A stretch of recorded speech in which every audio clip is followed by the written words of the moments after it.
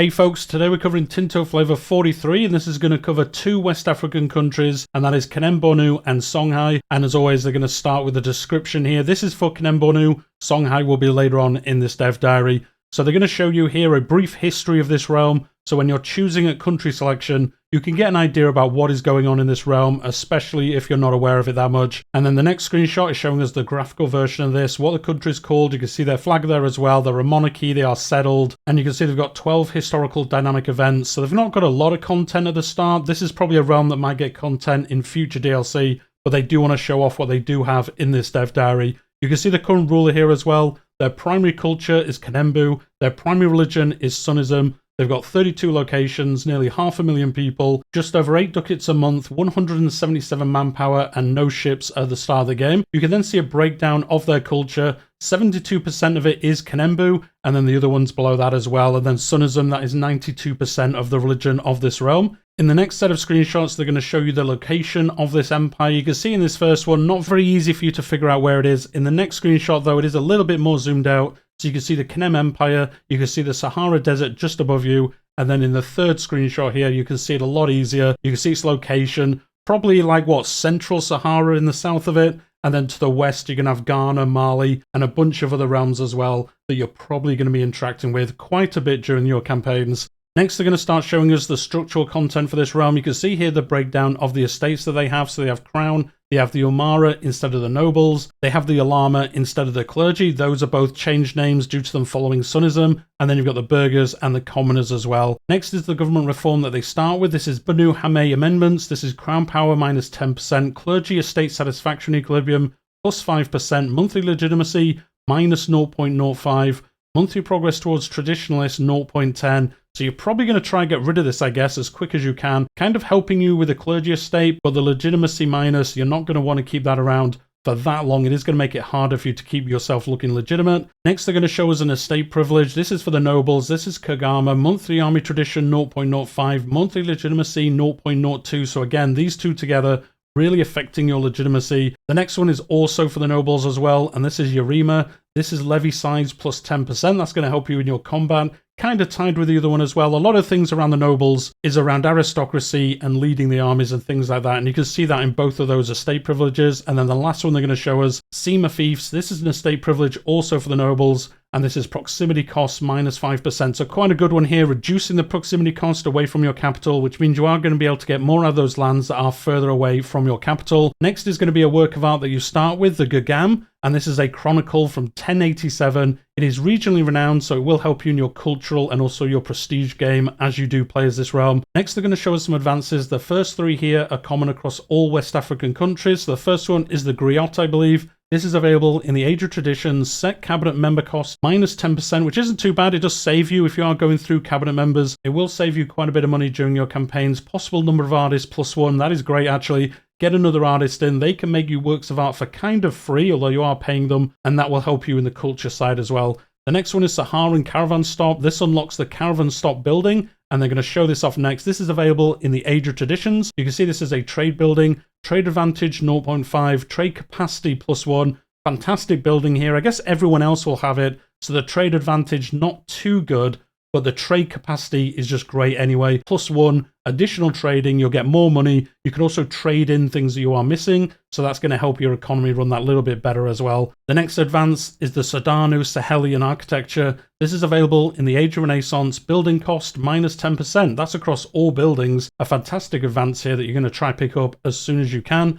The next advances are unique to Kanem Bornu. The first one is the Rabat Fortifications. This unlocks a building of the same name, and you can see that in the next screenshot. This is Unrest minus 5%. That's the only bonus it gives. That is a pretty decent bonus. If you've got a lot of things going on, if you have that low legitimacy, you might have more rebels than otherwise. It does cost 400 gold, but the 2 lumber isn't too bad to make up for that. The next advance is fixed military camps. This is available in the Age of Reformation. This is army tradition minus 10%, reinforcement speed plus 10%. So you lose less people, and you can also reinforce them quicker as well. So really just helping you cycle through your armies, especially once you get those professional armies as well. The next one is the Kanem Siege Tactics, available in the Age of Reformation.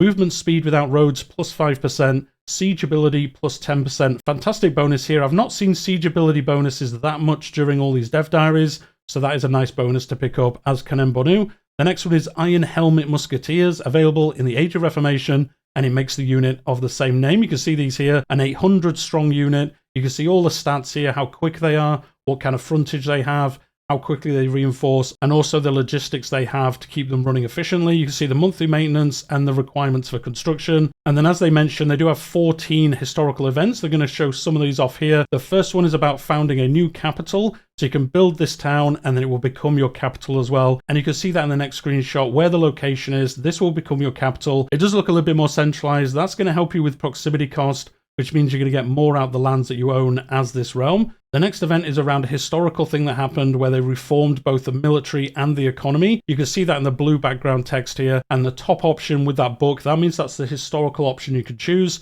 Reform both the economy and the army. Otherwise, you can just focus on the army, focus on the economy, or focus on the administration. So you can choose the historical option, or if you want to focus on one of the other ones, you can do that instead. I imagine the single ones probably give you more of a bonus in the army, for example, whereas reform both the economy and the army might be smaller amounts, but you're reforming both of them at the same time. So that could be the reason why you would choose it. The next event is regarding the slave trade in Kanem. As it happens in various parts of the continent, so too our economy depends largely on the influx and utility of forced labor. You can help integrate them into your society, or you could say our economy will greatly benefit from this trade. So you don't try to curtail the slave trade, you actually lean into doing it a little bit more in your empire. And then they also have a unique disaster, Crisis of the Sayafara Dynasty, and you can see the ruler here at the moment. Dire times are upon us, the sky is split with red clouds, and droughts as well as famines have taken hold in this land. We are warriors, we will fight, or you could say it is not worth to perish over scraps of land. And you can see in the next screenshot the disaster panel for this. It's very similar to other disasters in the game, but it does look like it's got some unique events and also just a unique bit of flavor to this as well. You can see it leans into monthly legitimacy being a problem again, estate satisfaction, crown power, and monthly rebel growth as well. Other ones that you will see in other disasters, but it looks like it's got some unique events. You can see in the next screenshot the UI for this disaster, and then you can see the end requirements for this. You need to be at peace, you need to have a ruler, which is pretty obvious. You need to have 40 or more stability, which is pretty hard to get to. The next one is even worse. You need 90 legitimacy or better. That is a lot of legitimacy. That's going to be very difficult to hit. All rebels in your country as well need to have less than 25% progress. So a little bit hard to get out of this, I would think. You can see as well there's 13% chance of an event related to this from happening, and that will help you or hinder you in trying to get out of this disaster as well. The next event they're going to show us is the Balala raid. The Balala people have been a thorn in our side for quite a long time, and you can say this is not good, or you can pay them to go away. Just say, here's some money, why don't you leave our realm and stop causing us some problems? And with that, guys, that's the look at the Kanem Empire. Not a lot of content for them, but there is a little bit at launch. The next part of this dev diary is going to be on Songhai, and again, you can see the description you'll see when you see them on country selection, just going over their recent history and what they've been up to. And then next they're going to show us the graphical version of this. You can see the name of the realm, you can see their flag, they are a monarchy, they are landed, they've got 12 historical events based on them, and then you can see the ruler, his stats at the moment. Primary culture is Songhai, their primary religion is Sunnism, they've got 12 locations, 150,000 people, 1.62 ducats a month, 96 manpower, and again, no shipping for this realm. You can see Songhai is 90% of the culture, and Sunnism is 85% of the religion breakdown as well. In the next screenshot, you can see where they are on the map. Again, it's very zoomed in, kind of hard to see what's going on here. The next screenshot, they're a little bit more zoomed out. You can see Songhai and where it is a little bit better on the realm, but you will see those obviously in game once you look around this area. And then interestingly for this realm, you start as a subject of Mali, and you're going to have to try escape that as you do play the early part of the game especially. Next, they're going to show us some of the structural content for it. They say there's 12 bits of content for Songhai, but they're going to show us just a couple of those in this dev diary.